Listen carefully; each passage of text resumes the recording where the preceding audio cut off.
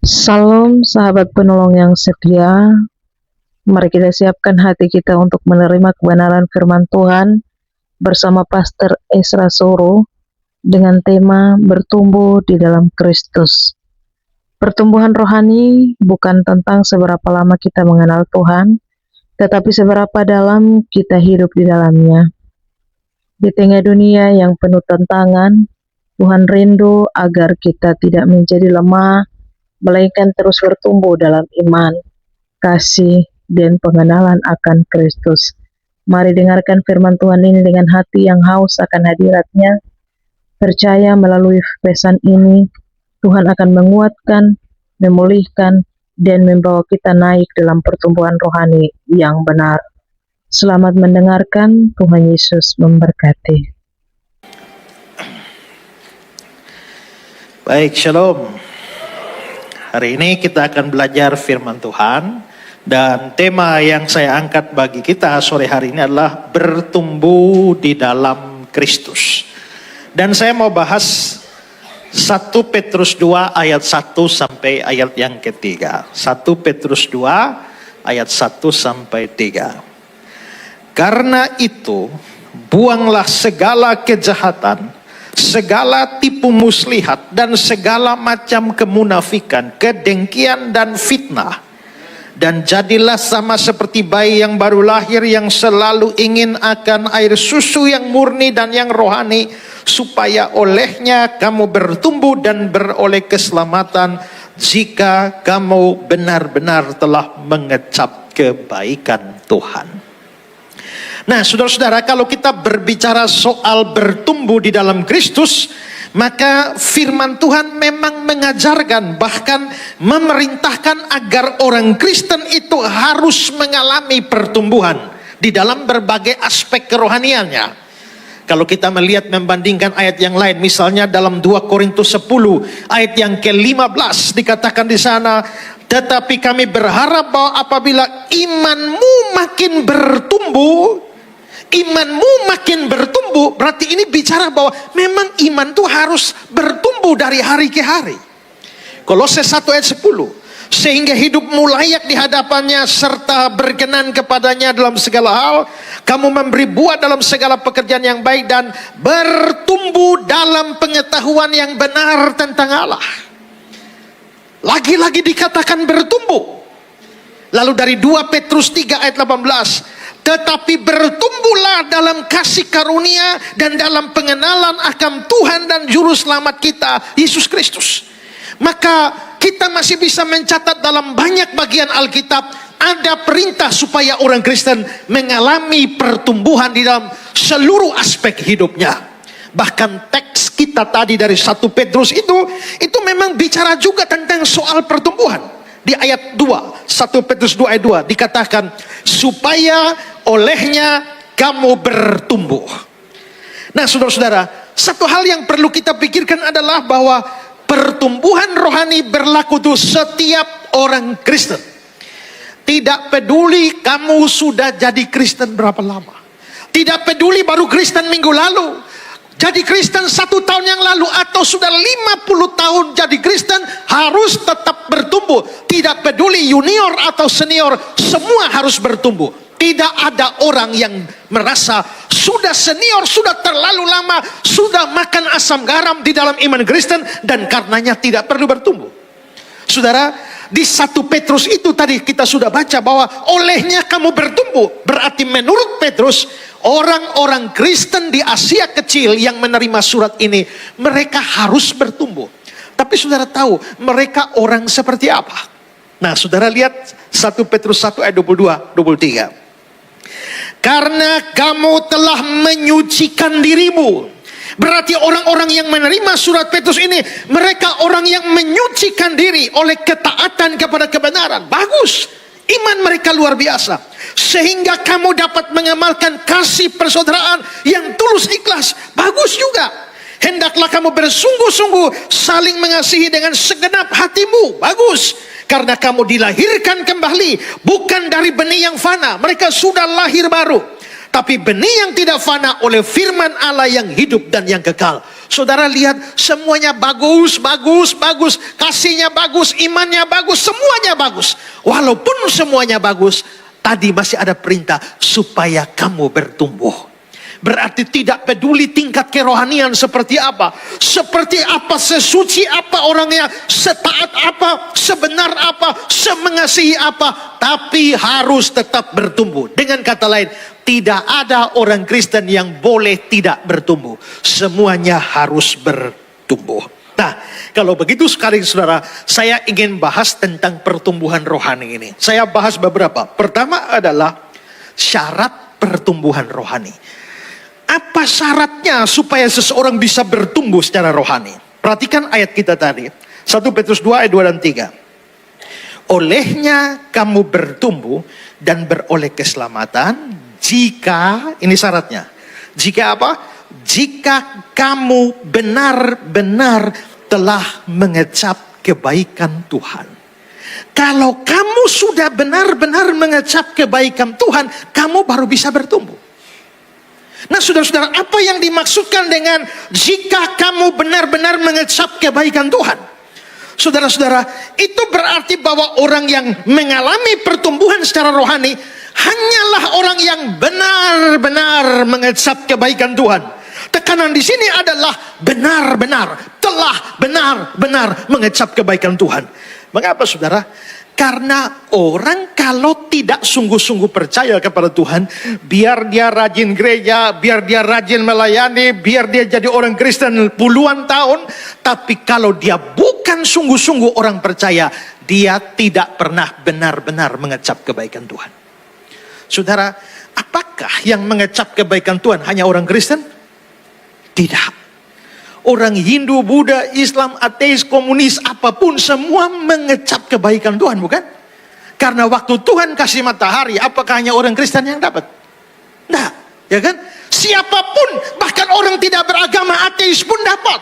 Waktu Tuhan kasih napas hidup, apakah hanya orang Kristen yang dapat? Tidak. Orang kafir pun dapat. Ada banyak berkat Tuhan, ada banyak kebaikan Tuhan yang dinikmati oleh orang, tidak peduli dia percaya Tuhan atau tidak. Dan disitulah kebaikan Tuhan. Berarti saudara, orang apapun dan siapapun dia mengecap kebaikan Tuhan. Tapi di sini dikatakan yang benar-benar mengecap kebaikan Tuhan. Artinya ada yang mengecap, tapi pengecapan itu tidak sampai pada benar-benar.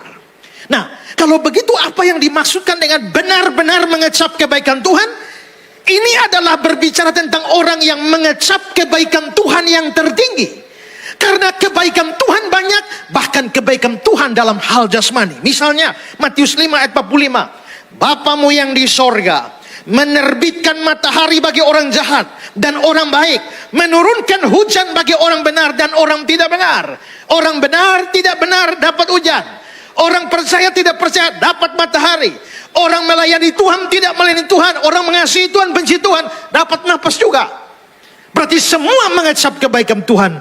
Tapi hanya orang yang sungguh-sungguh percaya kepada Yesus Kristus sebagai juru selamatlah dia yang benar-benar mengecap kebaikan Tuhan. Kenapa? Karena orang kalau sudah percaya sungguh-sungguh, kebaikan Tuhan paling tinggi itu apa? Kebaikan Tuhan paling tinggi bukan kamu dapat makan. Kebaikan Tuhan paling tinggi bukan kamu hidup. Kebaikan Tuhan paling tinggi adalah kamu dibebaskan dari hukuman dosa karena telah ditebus. Itu kebaikan Tuhan paling tinggi. Karena Tuhan Yesus berkata, apa artinya seorang punya isi dunia ini tapi kehilangan nyawanya? Jadi seandainya seorang punya seluruh dunia ini tapi dia harus binasa, maka apa artinya? Baru-baru ini heboh di media sosial gara-gara ada orang mau dimakamkan, lalu orang kasih masuk rokok dalam peti mati, ya. Pendeta tidak mau kubur, lalu jadilah pertikaian. Jadi heran juga ya, kasih masuk rokok di peti mati itu apakah untuk almarhum merokok di sana kah? Ya. Ada juga yang kasih masuk Alkitab di dalamnya, apakah almarhum di dunia orang mati sana masih baca Alkitab kah? Saudara, apa artinya punya isi dunia tapi kehilangan nyawa? Itu berarti bahwa kalau sampai diselamatkan oleh Tuhan tidak jadi binasa, itu adalah berkat kebaikan Tuhan terbesar. Alkitab bilang orang tidak percaya Yesus akan binasa di dalam neraka selama-lamanya. Saudara-saudara, kalau saudara harus pilih di antara dua, saudara pilih mana? Sakit sekali, tapi cepat. Tidak terlalu sakit, tapi lama. Pilih mana? Tidak terlalu sakit, tapi lama sekali. Yang kedua, sakit sekali, tapi cepat. Pilih mana?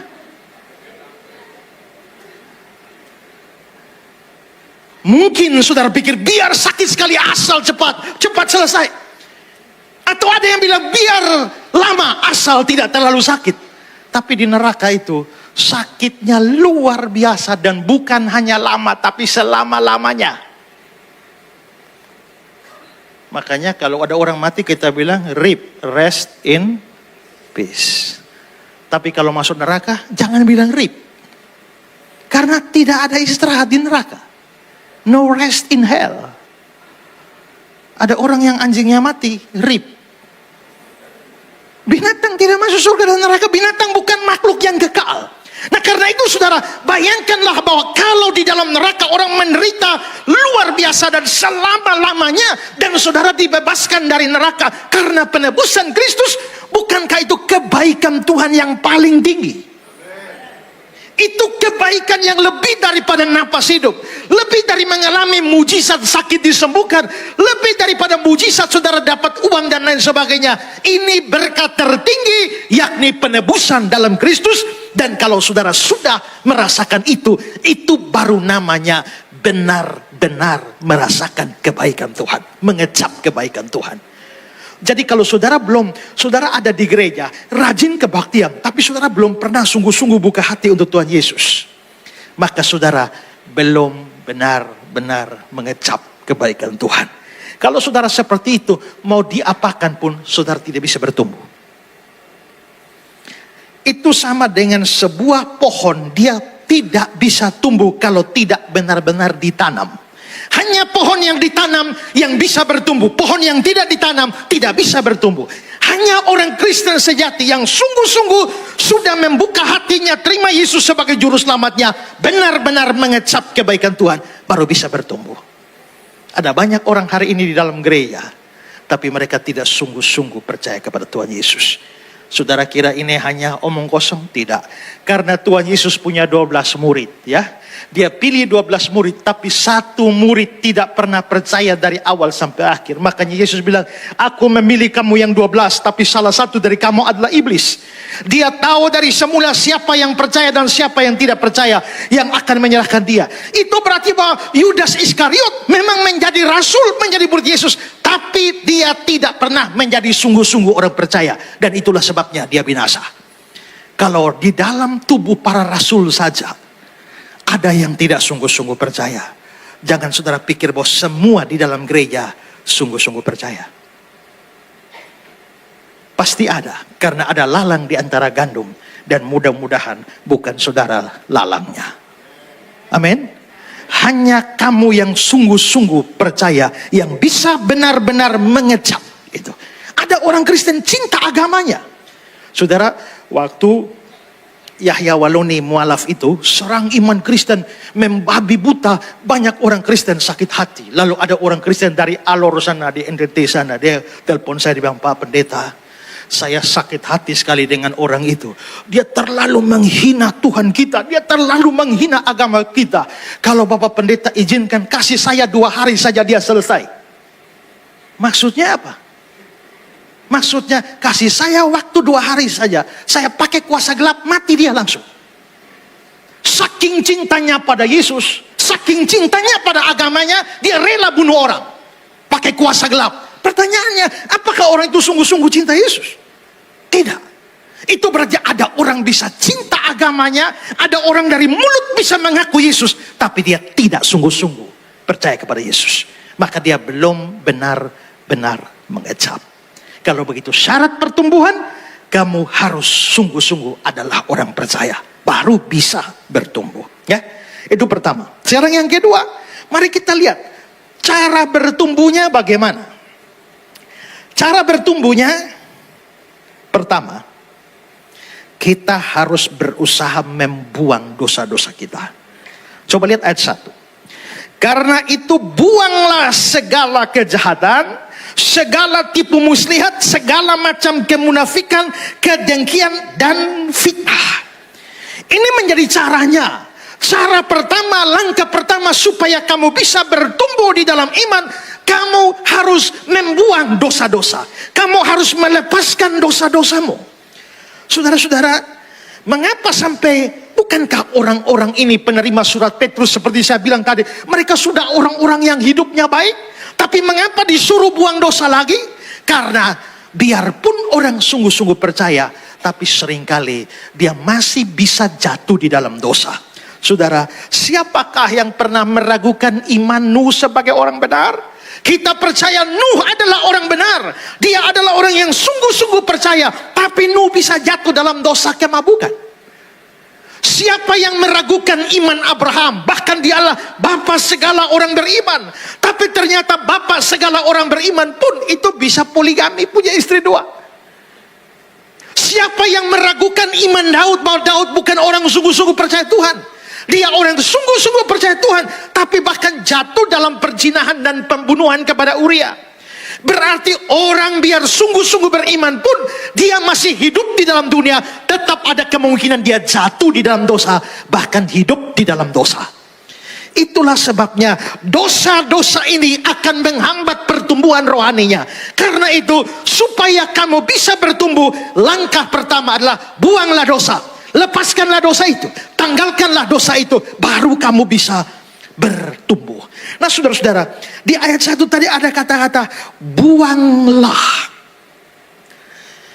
Kalau kata ini diteliti begitu dalam di dalam naskah atau di dalam bahasa aslinya, itu kata buanglah di situ itu digambarkan seolah-olah seorang sedang pakai pakaian yang begitu kotor, begitu hina, begitu menjijikan, dan dia harus melepaskan pakaian itu dengan penuh rasa jijik. Buanglah. Dan itu berarti bahwa memang supaya kita bisa bertumbuh di dalam Kristus, kita harus melepaskan seluruh dosa kita dengan perasaan jijik terhadap dosa itu dan tidak ingin kembali lagi kepada dosa itu. Dosa punya banyak bentuk, dan karena itu jangan puas buang dosa satu tapi rangkul dosa yang lain. Dosa ini dibuang tapi yang ini dirangkul, yang ini dibuang tapi yang ini dirangkul. Tidak, kita harus berusaha lepaskan semuanya. Makanya 3 kali kata segala di ayat 1 muncul. Karena itu buanglah segala kejahatan, segala tipu muslihat, segala macam kemunafikan, segala. Maka jangan puas hanya karena sudah lepaskan satu dosa, tapi dosa yang lain saudara tidak lepaskan. Ini menunjukkan bahwa dosa punya banyak perwujudan, dan sepanjang dosa tidak dibuang, sukar bagi saudara untuk bertumbuh. Begitu dosa dibuang, baru pertumbuhan rohani itu bisa terjadi. Itulah sebabnya kalau orang tetap pegang dosanya, biarpun sampai tua di gereja, dia tidak akan mengalami pertumbuhan rohani. Saudara, ada 2 pemuda, mereka ingin ikut pesta di pulau sebelah.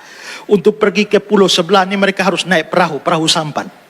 Dan mereka berdua sore hari langsung ambil perahu sampannya dan dayung pergi ke pulau sebelah, parkir perahunya. Setelah itu mereka ikut pesta, makan, minum, goyang-goyang, minum sampai mabuk, sampai tengah malam, sampai subuh. Dan dalam keadaan teler begitu mabuk, mereka 2 ambil keputusan pulang. Dan mereka 2 naik perahunya lalu mulai dayung pulang. Dan 1 jam tidak sampai, 2 jam tidak sampai, padahal 15 menit mestinya sampai. Ya, 2 jam tidak sampai, 3 jam dayung tidak sampai matahari mulai bersinar. Mereka 2 mata mulai terang. Mereka heran, kenapa kita tidak sampai sudah dayung 3 jam, dayung terus. Mata makin terang. Setelah itu baru mereka lihat, ternyata mereka dayung perahu, tapi tali yang ikat di jangkarnya di pohon belum lepas. Tapi dayung terus. Bagaimana bisa sampai sekuat-kuatnya dayung kalau ada ikatan di belakang? Kamu tidak pernah maju di dalam iman biarpun di dayung-dayung. Bagaimana kalau masih ada ikatan dosa yang melilitmu? Sampai kamu lepaskan tali itu baru bisa maju. Sampai kamu lepaskan dosa itu baru bisa mengalami pertumbuhan. Karena itu percayalah, kalau kamu terlalu cinta dosamu, imanmu pasti tidak bisa bertumbuh. Rohanimu pasti tidak beres. Kerohanianmu pasti tidak beres kalau kamu belum melepaskan dosa-dosamu. Maka langkah pertama supaya bisa mengalami pertumbuhan, lepaskan dosa. Maka masing-masing, saya tidak tahu dosa apa saudara. Ya, saudara juga tidak tahu dosa apa yang saya lakukan. Tapi masing-masing mulai merenungkan apa sih. Ya, ada orang berkata bahwa sebenarnya masing-masing orang tuh punya dosa favoritnya sendiri-sendiri. Apa dosa favorit saudara? Pikirkan dosa favoritmu dan lepaskanlah. Ya. Kedua, kalau sudah lepaskan dosa, apa otomatis langsung bertumbuh? Tidak. Ada langkah kedua. Langkah keduanya adalah harus mau belajar firman. Ayat 2. Dan jadilah sama seperti bayi yang baru lahir, yang selalu ingin akan air susu yang murni dan yang rohani, supaya olehnya kamu bertumbuh dan beroleh keselamatan. Saudara perhatikan bahwa setelah Petrus suruh pembacanya buang segala macam dosa, dia lalu menghubungkan hal ini dengan firman Tuhan yang disebut sebagai air susu yang murni dan yang rohani. Itu berarti bahwa buang dosa dengan firman itu dua hal yang berhubungan erat. Orang tidak buang dosa, pasti kecintaannya pada firman makin lama makin turun. Tapi orang cinta firman, maka dia akan berjuang untuk melepaskan dosa-dosanya. Makin cinta saudara pada dosamu, kecintaan pada firman pasti berkurang. Coba pikirkan, sebelum kamu terikat pada dosa tertentu, bukankah kamu rajin baca firman Tuhan, renungan, doa, dan indah? Tapi setelah kamu terjebak di dalam dosa ini, maka kamu lama-lama mulai kurang, bahkan kamu tidak lagi membaca firman Tuhan, tidak lagi merenungkan firman Tuhan, semua hanya formalitas saja. Karena apa? Karena dosa menggerogoti kecintaan kepada firman. Tapi sebaliknya, kecintaan pada firman harus membuat kita melepaskan dosa kita. Maka melepas dosa saja tidak langsung bertumbuh. Pertama, lepaskan dosa itu. Tapi yang kedua, harus mau bertumbuh di dalam firman. Harus belajar firman.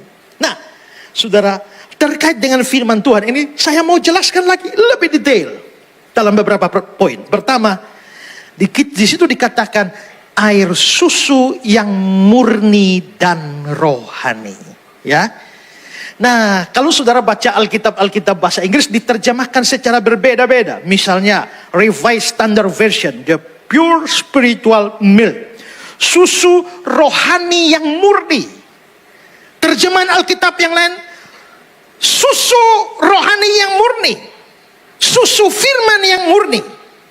Atau susu firman yang murni.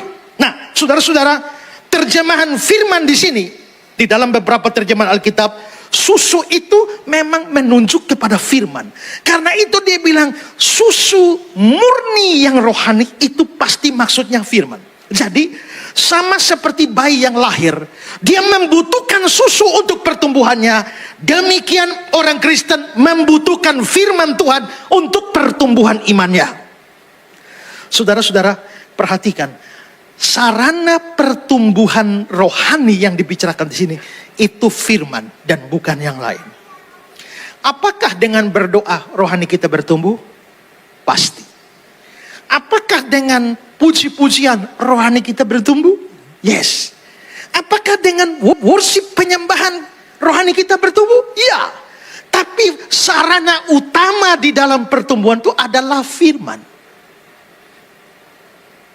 Karena itu tidak salah kita praise and worship. Tidak salah kita berdoa. Tapi yang paling penting, yang lebih penting dari semuanya adalah mau belajar firman Tuhan. Mau tekun di dalam merenungkan firman Tuhan. Itu menjadi syarat utama di dalam pertumbuhan ini.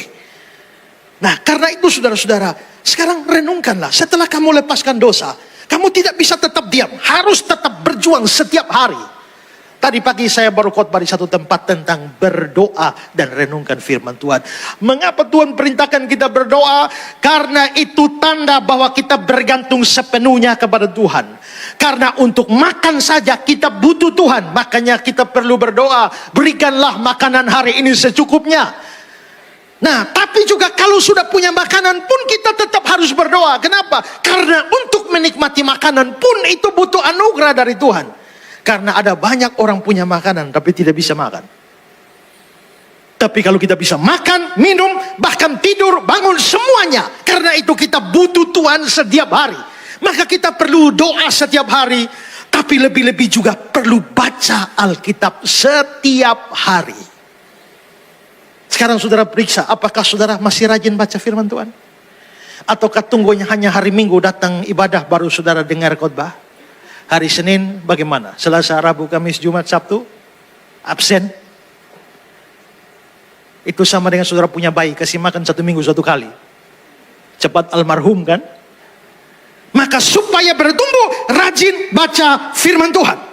Lalu yang kedua, kata kedua yang saya tekankan di sini adalah murni. Ya, jadilah sama seperti bayi yang baru lahir yang selalu ingin akan air susu yang murni. Maka bayi itu bertumbuh kalau dikasih air susu yang murni. Tapi kalau air susunya 1 gelas dicampur dengan air 1 ember, itu namanya air susu yang sudah tidak murni. Kalau ada air susu yang murni 1 gelas dicampur dengan air 1 comberan 1 mangkok, itu menjadi tidak murni. Nah, perhatikan di sini bahwa yang bikin pertumbuhan itu memang firman, tapi firmannya yang murni. Nah, saudara-saudara, ini perlu kita tekankan karena ada banyak orang bahkan berbicara firman Tuhan, menyampaikan firman Tuhan, tapi tidak murni. Sudah dicampur dengan segala macam filsafat manusia. Sudah dicampur dengan segala macam pengalaman dia. Saudara, tidak berarti punya pengalaman itu salah. Tidak. Tidak berarti sudah dicampur dengan segala macam lelucon di dalam firman Tuhan. Bukan berarti orang tidak bisa ketawa waktu dengar firman Tuhan. Tapi kalau ketawanya 97%, lalu bahas firman Tuhan 3%, itu air susu. Air susu tapi tidak murni. Maka seringkali habis dengar khotbah orang pulang ingat leluconnya, tapi firman Tuhannya nah ingat. Sekali lagi saya tidak anti orang mendengar firman lalu tertawa terbahak-bahak, saya tidak anti itu. Saya tidak anti orang dalam firman Tuhan menceritakan pengalamannya. Yes, itu kadang-kadang meneguhkan sebuah kebenaran Alkitab. Tapi kalau semua itu yang diceritakan, sementara yang murni dari firman itu tidak diberitakan, tidak diangkat, ini firmannya sudah tidak murni lagi. Saudara, teman saya bercerita, dia hadir dalam sebuah gereja. Lalu pendeta berkhotbah. Begitu pendeta berkhotbah, dia baca ayat, setelah itu dia tidak bahas ayatnya, dia mulai cerita panjang lebar. Anak saya yang pertama kuliah di Amerika. Cerita tentang anak pertama, setelah itu anak kedua saya di Kanada. Cerita panjang lebar tentang anaknya di Kanada. Ketiga anak saya di Taiwan, lalu cerita hal tentang Taiwan, panjang waktunya, habis itu amin. Begitu selesai ibadah, kan biasa pendeta di sana, lalu jemaat salam-salam. Lalu teman saya pegang, Pak Pendeta, terima kasih. Dengan mendengar khotbah Bapak 1 jam, saya menjadi lebih mengenal anak-anak Bapak. Nah, saudara-saudara, bayangkan. Ini kita mau mengenal Tuhan atau mengenal anak-anak Bapak. Tidak salah cerita anaknya kalau ada poin firman Tuhan dan cerita itu meneguhkan berita firman itu. Tuhan Yesus juga banyak bercerita. Begitu dia menyampaikan sebuah kebenaran, dia lanjutkan dengan sebuah perumpamaan. Ada seorang yang turun dari Yerusalem ke Yeriko, tapi ada inti kebenaran di sana. Nah, maka di sini kita perhatikan bahwa semua orang yang beritakan firman harus sungguh-sungguh perhatikan supaya susu rohani yang diberikan itu murni. Tapi demikian juga jemaat Tuhan sekalian. Kita harus lebih merindukan susu yang murni itu daripada susu yang dicampur dengan air comberan. Karena itu sungguh-sungguh perhatikan hal itu. Dan yang ketiga saudara. Dan jadilah sama seperti bayi yang baru lahir yang selalu ingin. Saya berikan garis bawahi 2 kata di situ. Jadilah ingin. Lihat ayat 2. Jadilah ingin. Yang mana yang kata perintah? Jadi atau ingin? Jadilah. Tapi ini sebenarnya terbalik. Di dalam bahasa asli kata perintahnya justru ingin, bukan jadi. Ya. Sehingga mestinya ayat itu berkata seperti terjemahan dalam bahasa Inggris King James, dia as newborn babies desire. Seperti bayi yang baru lahir, inginkanlah. Bukan jadilah. Tapi inginkanlah. Itu terjemahan yang lebih tepat dari bahasa asli maupun beberapa terjemahan yang lain. Mungkin terjemahan LAI yang kedua itu sudah merubah itu. Tapi tekanannya itu adalah inginkanlah. Maka ini berarti bahwa orang Kristen harus menginginkan, merindukan firman Tuhan. Sama seperti bayi rindu kepada air susu. Tapi beda dengan bayi yang tak perlu disuruh, dia otomatis menginginkan air susu. Tapi banyak orang Kristen bersikap acuh tak acuh terhadap firman Tuhan. Dan bahkan tidak senang kepada firman Tuhan. Karena itulah ada perintah. Inginkanlah. Kalau ada hal rohani yang harus lebih diinginkan dari yang lain, kamu harus inginkan firman Tuhan. Saudara-saudara, dalam sebuah tafsiran pulpit commentary dia mengatakan bahwa kalau kerinduan terhadap firman Tuhan ini ada, maka kamu pasti dipuaskan. Orang kalau rindu firman tak mungkin tidak dipuaskan. Karena Yesus berjanji, Matius 5 ayat 6, bahwa berbahagialah orang yang lapar haus kebenaran, karena mereka pasti dipuaskan. Kalau saudara rindu firman, Tuhan pasti puaskan saudara.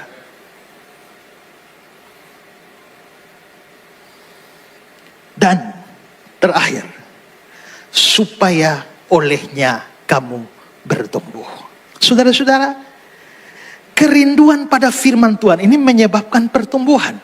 Tapi tidak boleh melupakan satu hal, bahwa ayat itu bicara pertama ayat 1, lepaskan dosa. Jadi kalau rindu firman tapi dosa tidak dilepas, tidak bisa bertumbuh. Sebaliknya juga, dosa dilepas tapi tidak rindu, tidak ingin firman, kamu tidak bisa bertumbuh. Jadi dua-dua ini harus. Lepaskan dosamu dan rindulah, inginkanlah firman. Nah, pertumbuhan rohani itu rindu firman itu harus punya tujuan utama, yaitu bertumbuh. Ada banyak orang rajin belajar firman, tapi apakah ingin bertumbuh? Tidak. Ada banyak orang motifnya salah dalam belajar. Saudara, saya yakin banyak mualaf baca Alkitab lebih banyak dari banyak orang Kristen. Ya kan? Tapi pertanyaannya adalah, mereka baca Alkitab untuk apa? Untuk bertumbuh? No. Mereka rajin baca Alkitab hanya untuk cari kesalahan. Mereka rajin baca Alkitab hanya untuk serang iman Kristen. Mereka rajin baca Alkitab hanya untuk membuktikan bahwa Yesus bukan Tuhan, Alkitab salah, Alkitab keliru. Rajin memang. Saya dalam satu debat saya terakhir sama Don Ditan itu, pasangan debat saya ngomong, ya saudara-saudara ini rajin baca Alkitab sama dengan kami. Tapi apa yang membedakan kami dengan saudara? Saudara belajar Alkitab untuk cari kesalahan, maka Tuhan biarkan kesalahan yang saudara dapat. Tapi kami belajar firman Tuhan untuk kebenaran. Tuhan izinkan kebenaran yang kami dapat. Karena itu belajar firman Tuhan itu tujuan utamanya bertumbuh. Ada orang juga yang rajin baca Alkitab, tapi bukan untuk bertumbuh, hanya untuk supaya dia bisa berdebat, supaya dia bisa kritik orang sini sana dan sebagainya. Itu motivasi yang salah. Motivasi utama belajar firman adalah supaya kamu bertumbuh. Ada orang bilang, Pak Pendeta, tapi rasanya kok saya tidak merasa ada manfaat apa-apa ya. Karena sampai sekarang saya sudah lupa khotbah dari tahun lalu itu apa. Sudah tidak ada yang saya ingat. Jangankan itu. Ya, hari ini tanya khotbah minggu lalu apa saja saya lupa, Pak. Kalau begitu apakah saya mendengar firman tidak ada manfaat? Saya langsung tanya, saya bilang kalau begitu saya tanya, tanggal 10 April tahun 2021, waktu kau makan siang, menunya apa? Masih ingat? Nah ingat kan? 4 April tahun 1999 makan malam, menunya apa? Gak ingat kan? Tak usah jauh-jauh, 2 minggu lalu, waktu makan pagi menunya apa? Gak ingat juga kan? Kalau begitu, karena saya tidak ingat menu-menu yang saya makan, kalau begitu makanan tidak ada manfaatnya. Begitu? Tidak, kamu mungkin tidak ingat, tapi bahwa kamu masih hidup sampai sekarang, itu karena makanan-makanan yang sudah kamu makan, yang sudah kamu lupakan itu. Kita mungkin tidak ingat semua khotbah dan firman Tuhan yang kita dengar, tapi kalau masih bisa hidup dan bertumbuh dalam rohani sampai hari ini, itu efek firman Tuhan yang kamu dengar. Amin. Kalau begitu, jadi orang Kristen, 2 hal saja penting sekarang. Lepaskan dosa-dosamu. Dan rindulah pada firman. Kamu pasti bertumbuh. Hanya lakukan salah satu, tidak bisa bertumbuh. Buang firman, buang dosa, cinta firman. Cinta firman, pegang dosa. Buang dosa, tidak cinta firman. Kamu tidak bisa bertumbuh. Karena itu marilah lepaskan dosa-dosa kita dan rindulah firman. Maka kamu pasti jadi orang Kristen yang bertumbuh. Selamat bertumbuh di dalam iman. Amin.